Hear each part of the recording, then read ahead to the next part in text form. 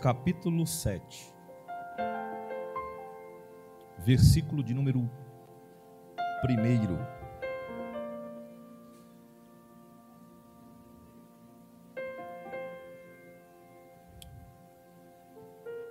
Eu quero trazer sobre as nossas vidas nesta noite uma palavra reflexiva, baseada no texto que nós vamos ler agora. Eclesiastes capítulo 7, versículo 1. Os que encontrou, digam amém. Os que estão procurando, diga glória.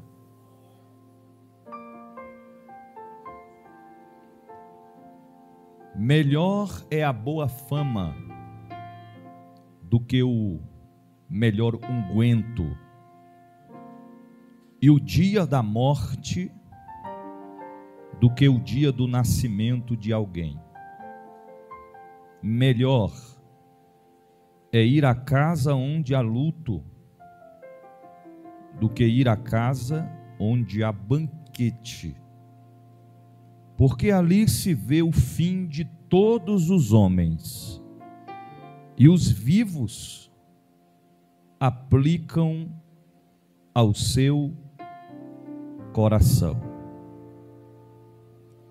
Senhor Deus e Pai, fala conosco nessa noite conforme Tu queres, porque a Tua palavra é profecia de Deus para as nossas vidas, e nós confiamos que a Tua palavra não volta vazia, e o Senhor tem os seus propósitos a cumprir através da Tua palavra, e Te louvaremos.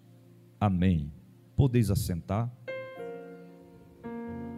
Eu preciso agora que toda a sua atenção seja voltada ao que Deus reservou para nós. Nós vamos estar abordando um tema nesta noite. É um dos temas que pouco a gente vê ser frisados, pregados, mencionados. Nós vamos estar falando a respeito da morte. E baseado no texto que acabamos de ler, o tema da mensagem desta noite é: você está preparado para enfrentar a morte? São coisas que a gente não para muito, um sentido que muito se para pensar. Na maioria das vezes, os seres humanos só fazem reflexão acerca da morte quando vai no sepultamento, no velório de alguém. E há de nos espantar, eu posso destacar a minha pessoa, que sempre sou convidado para estar em sepultamentos, para estar levando uma palavra. E a gente, ao observar o decorrer da trajetória, nós vemos muitas pessoas trazendo palavras expressivas e para algumas também um desabafo.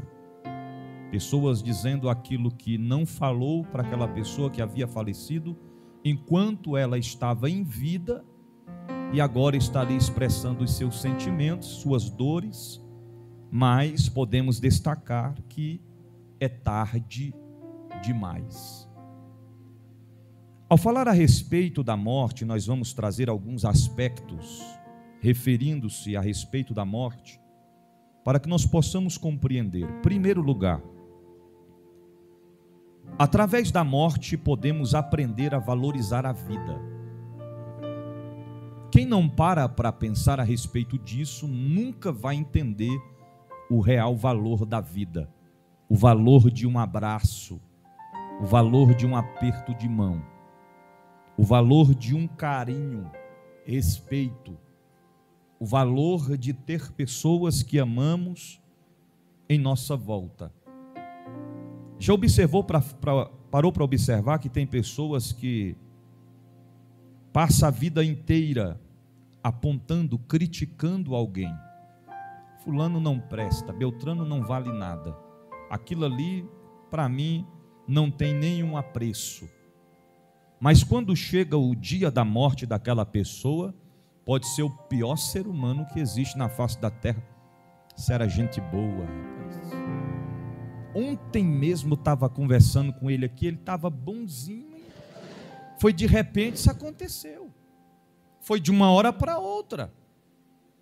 São expressões que são ditas voluntariamente. Então, através da morte, podemos aprender a valorizar a vida. O sábio Salomão falou muito claramente a respeito disso, quando ele disse no versículo 1 e o versículo 2 que nós lemos, que melhor é a boa fama do que o melhor unguento, e melhor é o dia da morte do que o dia do nascimento. E ele prossegue dizendo, melhor é ir à casa onde há luto do que ir à casa onde há banquete, porque naquela está o fim de todos os homens, e os vivos o aplicam ao seu coração. Ou seja, todas as vezes que vamos no sepultamento, no velório de alguém, ao apreciar, ao observar o corpo dentro do caixão, reflexão automática na nossa mente: um dia eu vou passar por isso. Um dia um dos meus parentes vai passar por isso. A morte é algo que na vida dos seres humanos é inevitável. A palavra de Deus também nos diz em Eclesiastes capítulo 9, versículo 10 assim: tudo quanto te vier a mão para fazer, faze-o conforme as tuas forças, porque na sepultura para onde tu vais, não há obra, nem projeto, nem conhecimento e nem sabedoria. Ou seja, o que nós temos que fazer é hoje, não podemos deixar para amanhã. Temos que dar o nosso melhor, expressar o nosso melhor, fazer com perfeição, dar o melhor de si em todos os aspectos da nossa vida, para que quando nós partimos daqui para a eternidade, alguém venha olhar para nós não com demagogia, com falsidade, com soberba, com engano e dizer isso era gente boa, mas sim através do legado que nós deixamos aqui na terra, uma história, um marco, alguém que partiu, que pode vir 100 pessoas, não vai substituir o lugar daquela pessoa, porque cada um de nós somos exclusivos diante de Deus. Aqui entra a reflexão: você está preparado para enfrentar a morte? Alguém pode até estar pensando e dizendo: eu nunca parei para pensar nisso, porque a gente está acostumado a se preparar para ir para a festa, se preparar para ir para o banquete, se preparar para ir para o shopping, se preparar para ir para a casa dos parentes, comemorar, banquetear-se, se preparar para ir para o parque de diversões, se preparar para ir para o cinema, se preparar até mesmo para ir para um convite, um aniversário de 15 anos, de criança, para ir para um casamento, se preparar até mesmo para vir para o culto. Mas será que nós estamos preparados para enfrentar a morte? Ou vamos viver constantemente dizendo: eu vou me preparar?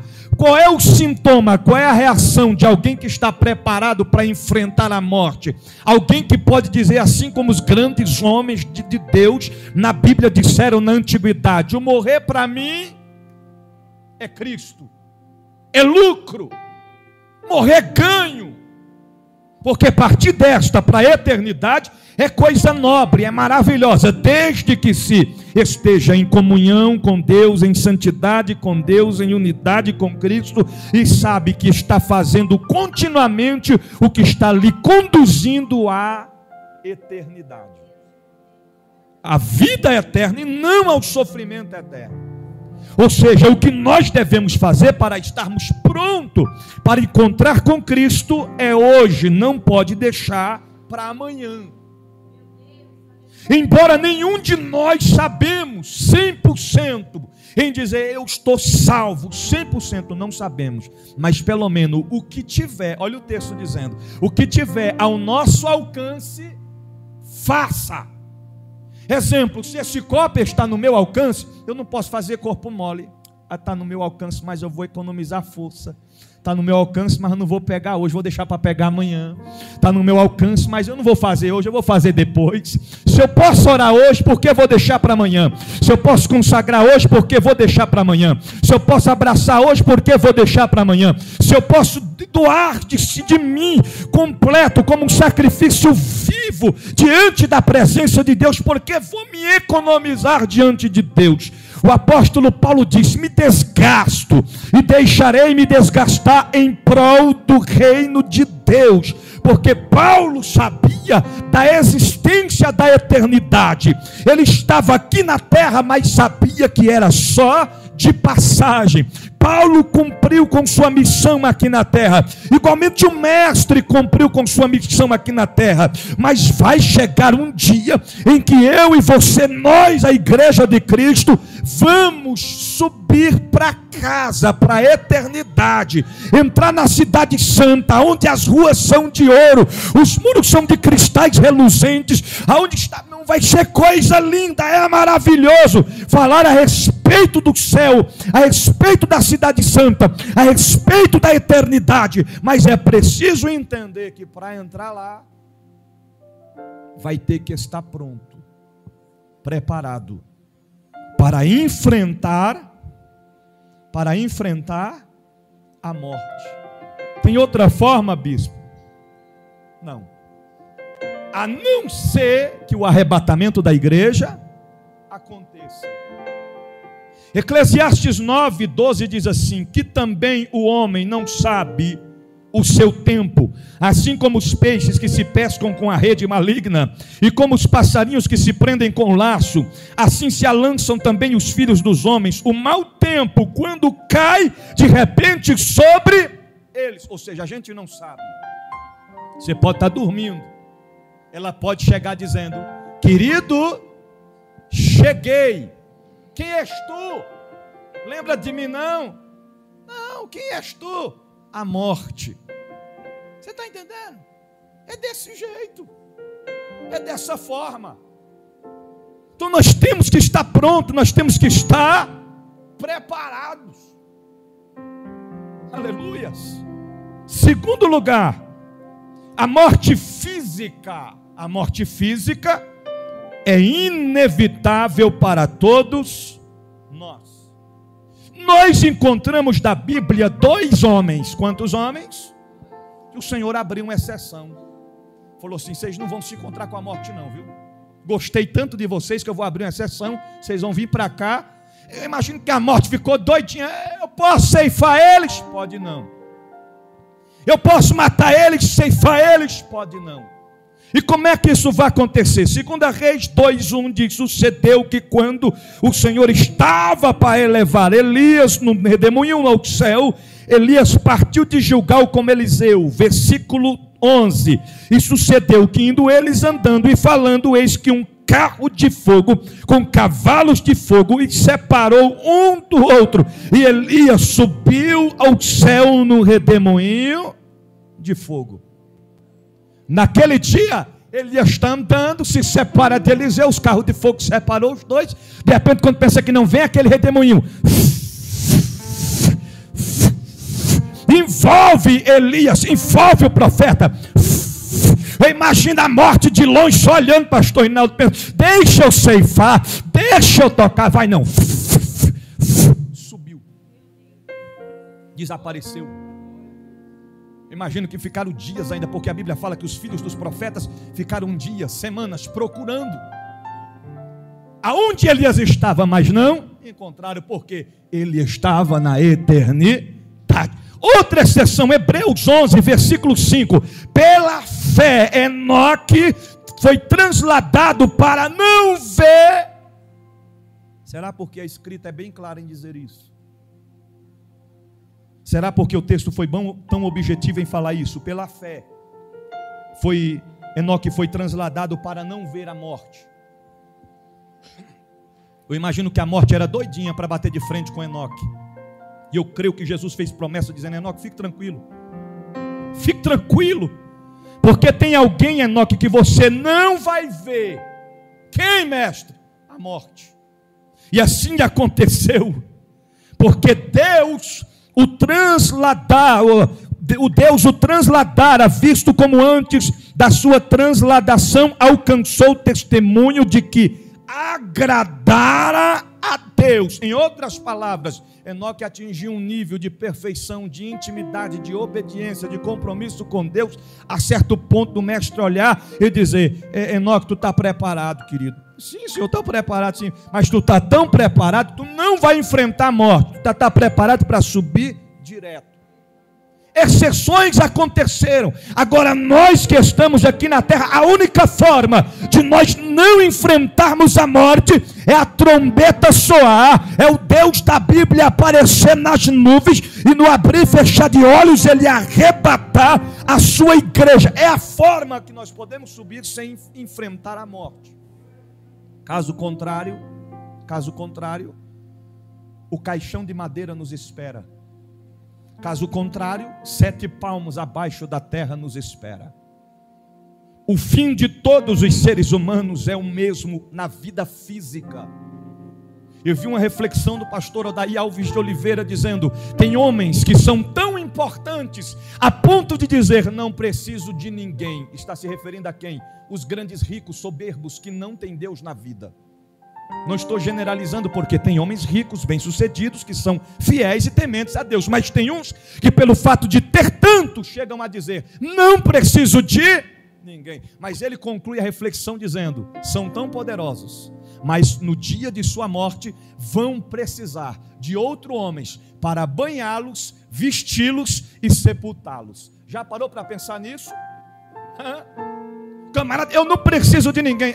Quando chega na clínica funerária, tem alguém que vai ter que tratar, vai dar banho, vai fazer autópsia, vai maquiar ainda.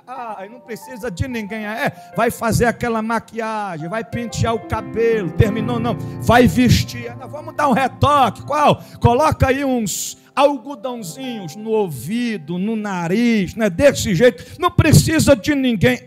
Não precisa não. Agora vai colocar dentro do caixão, não precisa de ninguém não. Vai ter alguém para dirigir o carro da funerária em direção ao cemitério, não precisa de ninguém não. Quando o carro chega no cemitério, vem uns parentes, cada um pega na alça do caixão e leva para dentro da capela, faz o velório, termina o velório, não precisa de ninguém, não precisa não. Lá vem os coveiros, ansiosos para cumprir com sua tarefa, com seu dever, com seu propósito, e eles colocam em cima do carrinho e vai empurrando em direção à sepultura, à cova. Quando chega, não precisa de ninguém lavar os coveiros, descer o caixão nas alças, transportadas em mão, seladas em mão, e quando o caixão chega lá embaixo, lá não precisa de ninguém. Lá vem os coveiros, não são pedreiros, mas são qualificados, preparados, coloca lá as placas, uma do lado da outra, passa o cimento, dá o acabamento, lá vem o outro, joga a terra em cima,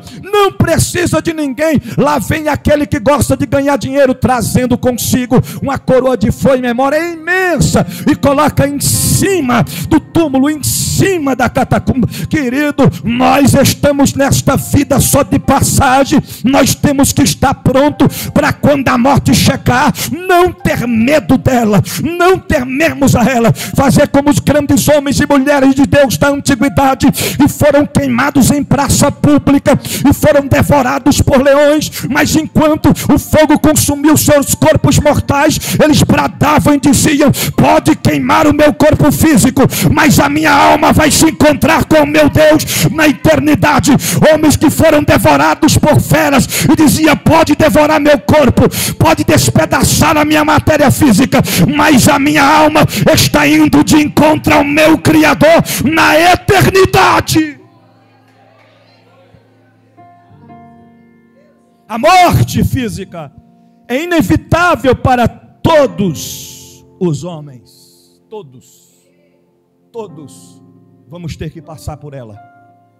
Terceiro lugar, já estou finalizando. Terceiro lugar, a morte é a ponte, não é a balsa. A morte é a ponte que conduz a alma à vida eterna ou ao sofrimento eterno. A morte é a ponte. Só que vai ter 2 caminhos, 2 sentidos. Essa ponte aqui está indo para onde? Eu estou vendo 2 pontes. Essa está indo para onde? Essa aqui está indo em direção à vida eterna. Essa ponte conduz para onde? Sofrimento eterno. Decisão enquanto estamos com vida. Salmos 9, versos 17 diz: os ímpios serão lançados no inferno, e todas as nações que se esquecem de Deus.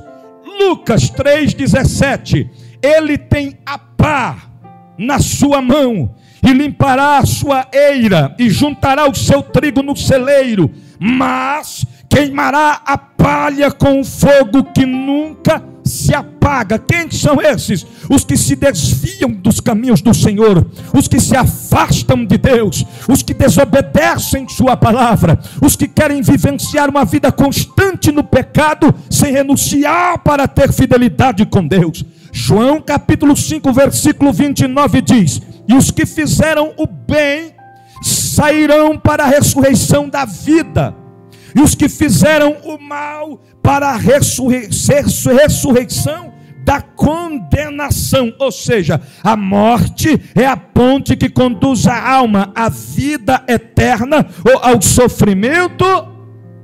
Para onde nós vamos? Estamos prontos? Estamos preparados? Se ela chegar hoje, se ela chegar amanhã, se ela chegar mês que vem, estamos prontos?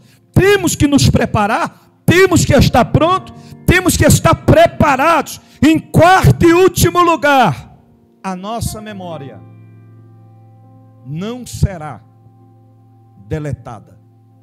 Aqui eu entro em um assunto polêmico, porque existem duas teses teológicas para isso. E tem uma parte de teólogos que briga isso aqui, range os dentes a dizer: ninguém vai lembrar de nada aqui. Lá é outra coisa, é outro nível, tudo será, a nossa memória será deletada de vez por conta desta passagem bíblica. Qual, bispo? Eclesiastes 9, versículo 5 diz assim: porque os vivos sabem que hão de morrer, mas os mortos não sabem coisa nenhuma, nem tampouco terão eles recompensa, mas a sua memória fica entregue ao esquecimento. É importante entender o contexto, a aplicação e a interpretação. No início do texto começa dizendo: porque os vivos sabem que hão de morrer. Agora os mortos não sabem, porque já estão mortos. Não terão memória, porque o corpo físico não terá memória viva, porque morreram. O nosso cérebro vai dissolver na terra, juntamente com todo o nosso corpo físico, porque do pó viemos e para o pó retornaremos. Mas a nossa alma estará mais viva do que nunca. Quando alguém chegar para o nosso corpo, se nós estivermos aqui antes do mestre arrebatar a sua igreja e nós encontrarmos com a morte, alguém chegar no nosso caixão e dizer: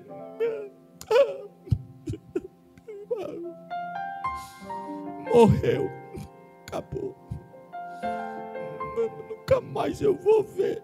Jeová está olhando, está dizendo: mentira, eu nunca mais vou ver. Acabou. Jeová está olhando, mentira, rapaz. Por quê? Vai chegar um dia que todos nós nos veremos. Nós nos encontraremos na eternidade. Alguém chega e diz: oh, tadinho, descansou, estava sofrendo tanto, agora acabou o sofrimento. Já viu que tem gente que morre sem Cristo, a vida toda desconcertada? E alguém chega lá e diz: tadinho, rapaz, tão gente boa, agora é só descanso. O bichinho agora vai dormir em paz. Matou uns 10, escapou de ser morto por eles. Agora descansou. Será, irmão? Se fez conforme o querer de Deus, vai estar no seio de Abraão. Se não, fogo eterno. Tadinho, descansou. Ei, irmão, está enganado. Está lá na sauna de fogo na hora dessa.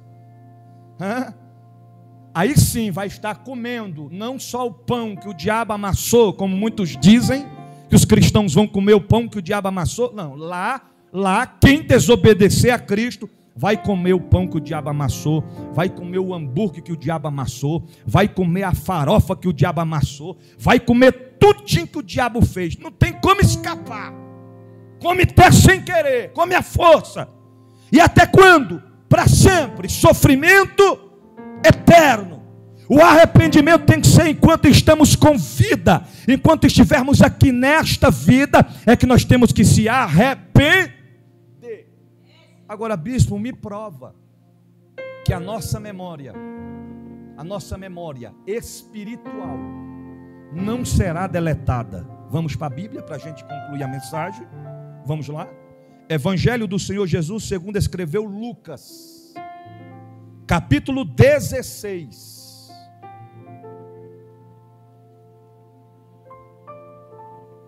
Versículo de número 22. Aleluia.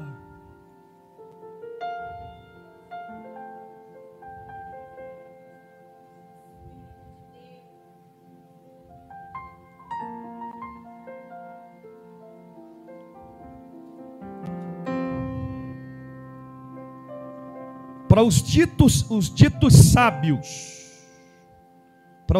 sábios que batem, expressam a dizer que a parábola do rico e Lázaro é nada mais do que uma simples parábola.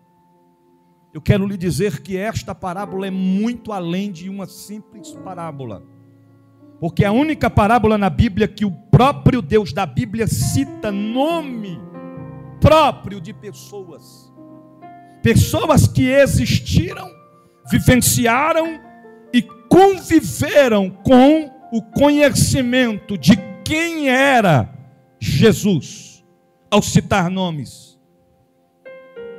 Versículo 22, Lucas 16, versículo 22. E aconteceu que um mendigo morreu e foi levado pelos anjos para o seio de Abraão. E morreu também o rico e foi sepultado. E no Hades ergueu os olhos, e estando em tormentos, viu ao longe Abraão e Lázaro no seu seio. E clamando disse: Abraão, meu pai, tem misericórdia de mim. Manda a Lázaro que molhe na água a ponta do seu dedo e me refresque a língua, porque estou atormentado nesta chama. Agora olha o versículo 25. Disse, porém, Abraão: filho, os irmãos estão acompanhando aí? Vamos frisar junto. Filho, lembra-te. Irmão, só pode lembrar de alguma coisa quem tem memória viva. Você não vai chegar para um corpo físico morto e dizer: oh, tu lembra daquele dia que a gente estava junto? Tu lembra? Não está morto. Morte física. Memória apagada, como Salomão disse, do corpo físico. Agora, a alma não morre. A alma estará viva, sua mente, seus pensamentos vivos. Ele disse: filho, lembra-te de que recebestes os teus bens em tua vida, e Lázaro somente males, e agora este é consolado e tu atormentado. E além disso está posto um grande abismo entre nós e vós, de sorte que os que quiserem passar daqui para vós não poderiam nem tampouco de lá passar para cá. E disse ele: rogo-te, pois, ó Pai, que mandes a casa de meu pai. Se ele não tivesse memória, ele não lembraria de seu pai. E olha que ele estava no Hades, no inferno. Quando o texto diz: Abraão, disse porém Abraão: filho, lembra-te. Ali já vinha a reflexão na mente dele. Ele lembrou de quê? De seu pai. Rogo-te, pois, que, ó pai, que o mandes à casa de meu pai, pois tenho 5 irmãos, para que lhes des testemunho, a fim de que não venham também parar neste lugar de tormento. Além de lembrar do pai, lembrou de seus 5 irmãos. Memória viva. Olha a resposta. Disse-lhe Abraão: eles têm Moisés e os profetas, ouça-nos. E disse ele: não, Abraão, meu pai, mas se algum dos mortos fosse ter com ele, arrepender-se-iam. Porém Abraão lhe disse: não houve Moisés e os profetas, tampouco acreditarão, ainda em algum dos mortos ressuscite. Sabe o que Abraão estava dizendo? Vou resumir bem rápido para você entender a aplicação de todo o texto. Você veio para cá não por conta de ser rico, ser próspero. Você veio para cá porque você amou o dinheiro, amou a riqueza, amou os bens e não dava ouvidos a Moisés e nem aos profetas. Em outras palavras, já pregaram para você, falaram de Jesus para você várias vezes, falaram para você da existência do inferno, mas você não acreditou. Conclusão: tarde de caminho sem saída. Não tem como voltar atrás. A decisão que nós temos que fazer, enquanto nós estamos vivos, com vida, as nossas atitudes, os nossos comportamentos, as nossas escolhas, as nossas decisões, agora, vão determinar o nosso futuro daqui a alguns instantes. Porque estamos aqui, mas num abrir e fechar de olhos não sabemos se estaremos. Dia desse me deu umas pontadas no coração assim, papai, calma, papai, calma. Mas às vezes tem gente que tem um ataque fulminante, de uma hora para outra. Eu finalizo a mensagem desta noite dizendo para cada um de nós que estamos no templo, para quem está em casa, para quem está sendo alcançado por esta palavra: quem se afastou, volta depressa. Quem se distanciou, larga tudo que o mundo te proporciona, larga todos os pecados e vem para Jesus. E para quem já está firmado com Ele, permaneça. Não abandone a cruz. Não deixe Jesus por nada neste mundo. Não adianta a gente termos tudo. De que adiantaria o homem ganhar o mundo inteiro e perder a sua alma? Seria em vão. Permaneça firme, mesmo fraco, mesmo cansado, mesmo se arrastando. Um crente mais fraco é mais forte do que o inferno inteiro. Se coloque de pé em nome de Jesus.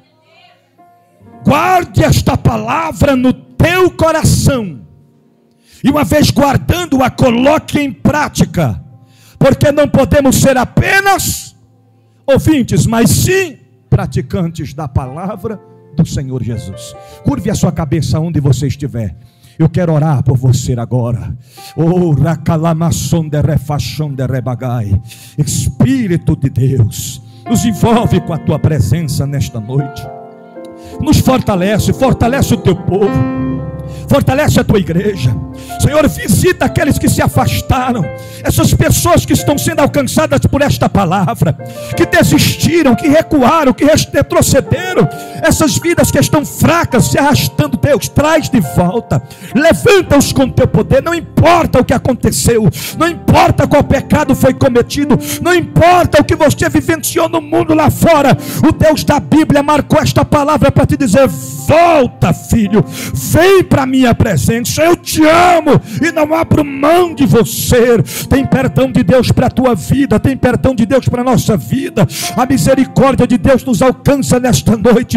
Senhor, fortalece o teu povo, fortalece a tua igreja, renova as forças do teu povo, ajuda-nos a prosseguir em sentido, em direção ao teu propósito, a vida eterna, e possamos manter a nossa fidelidade, o nosso compromisso, a nossa santidade para com Deus, até que o Senhor venha e nós estejamos prontos para enfrentar os desafios, para enfrentar as provações, para enfrentar as lutas, para enfrentar a morte, se preciso for, para se encontrar com o Senhor na eternidade.